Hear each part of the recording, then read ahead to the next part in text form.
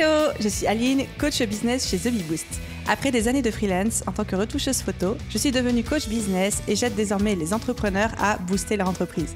Si vous êtes à la recherche de stratégies, d'astuces, de retours d'expérience, de partage et d'une bonne dose de bonne humeur, vous êtes au bon endroit. Dans ce podcast, seul ou avec mes invités, je vous partage tout pour vous inspirer au quotidien, vous aider à atteindre tous vos objectifs et faire en sorte que vous puissiez développer le business de vos rêves. Alors, installez-vous confortablement et c'est parti pour l'épisode du jour. Hello à tous vous, j'espère que vous allez bien et bienvenue dans ce nouvel épisode du podcast Je peux pas, j'ai business. Vous remarquerez que contrairement à d'habitude, je ne vous ai pas dit quel numéro d'épisode de podcast c'était parce qu'en fait j'en sais rien. C'est peut-être l'épisode 175, c'est peut-être l'épisode 176, donc vous seul le saurez, mais à l'époque, à l'heure à laquelle j'enregistre cet épisode, je ne le sais pas encore. Bref, les aléas du direct, qui n'est même pas du direct au final, mais vous m'avez compris. Dans cet épisode, aujourd'hui, on va parler organisation et productivité pour passer un bon été quand on est entrepreneur, freelance, prestataire de services, indépendant, etc. C'est vrai que l'été, c'est toujours un moment un petit peu hors du temps pour nous autres entrepreneurs. Il y a la team de ceux qui en profitent pour lever le pied et ou qui partent en vacances parce que c'est l'été, parce que parfois il y a des enfants, la famille, etc.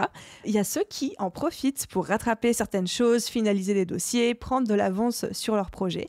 Il y a la team de ceux qui profitent de l'été justement et du calme pour faire un point sur leur business, pour ajuster, voire même parfois pour pivoter, histoire de commencer la rentrée du bon pied. J'arrive pas à croire de la rime à répétition que je viens de faire.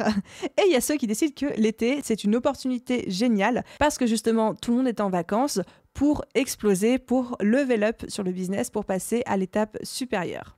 Quelle que soit votre situation, je pense quand même que vous êtes reconnu dans un de ces profils. On va parler dans cet épisode déjà des opportunités de l'été pour les entrepreneurs parce que non, l'été ne veut pas forcément dire ralentissement, pas de clients et pas d'argent. Encore des rimes, je suis en forme aujourd'hui. Et ensuite, je vais vous partager toutes mes astuces d'organisation et de productivité pour passer un été serein et efficace, quelle que soit votre situation, c'est-à-dire que vous partiez en vacances ou pas du tout. Alors, parlons déjà un petit peu des opportunités de l'été pour les entrepreneurs. Déjà, les vacances, l'été, c'est avant tout une opportunité de repos, de temps off et justement de vacances. Que vous ayez une famille ou pas, c'est normal que l'été, on veuille prendre une période off, déconnecter parfois des réseaux sociaux, du business, ou alors vraiment continuer à travailler mais en levant le pied. Donc ça, c'est l'opportunité numéro 1. Mais peut-être que parmi vous, il y a des personnes qui ne partent pas en vacances parce qu'ils le font à un autre moment de l'année, ou qui sont en démarrage de business et qui se disent « je ne peux pas me permettre de partir en vacances, donc je vais profiter de l'été pour bosser », mais est-ce que du coup il y a vraiment des opportunités ? Est-ce que c'est possible de faire décoller son business pendant juillet, août, ou est-ce que vraiment c'est mort, il n'y a personne ? Bref, il y a quand même des gens qui travaillent pendant l'été. Et c'est à ces gens-là que je vais m'adresser en leur disant « il y a de grosses opportunités à saisir pendant l'été ». Déjà, tout le monde est en vacances. Et c'est parce que tout le monde est en vacances qu'il y a plein d'opportunités à saisir. Où vous allez pouvoir prendre de nouvelles parts de marché. Vous allez pouvoir booker de nouveaux clients.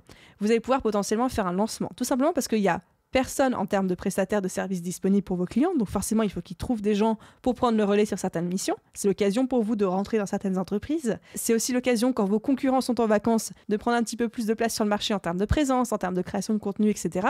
C'est l'occasion aussi de faire un lancement d'une nouvelle offre, d'un infoproduit, d'une formation en ligne, parce que personne quasiment ne fait de lancement pendant l'été.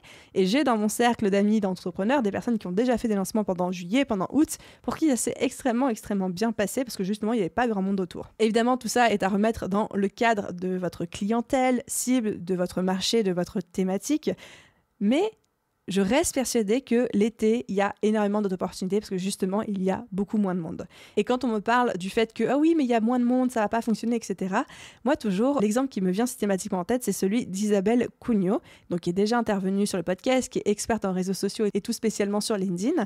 Isabelle, qui s'est lancée sur LinkedIn justement pendant une période de vacances. Alors très honnêtement, je ne sais plus si c'était pendant les vacances d'été, pendant le mois d'août ou pendant les vacances de Noël, entre Noël et le jour de l'an, mais justement elle avait misé sur une période hyper creuse où généralement il y avait personne au final qui communiquait à ce moment-là sur LinkedIn pour poster ses meilleurs contenus, pour donner un max de valeur ajoutée. Et je crois qu'elle me disait de mémoire qu'il y avait un de ses posts qui avait fait jusqu'à 15 000 vues, justement parce que c'était une période très creuse et que les gens, il n'y avait pas tant de contenu que ça et que du coup, il n'y avait pas tant de concurrence de contenu avec le sien. Donc, petit message à qui avait besoin d'entendre ce genre d'anecdote. Ok. Et ensuite, il y a une deuxième opportunité pendant l'été pour les entrepreneurs, c'est celle de faire le point sur son business, ses stratégies et potentiellement pouvoir pivoter. Comme l'été, c'est souvent plus calme en termes de travail, les clients sont en vacances, etc.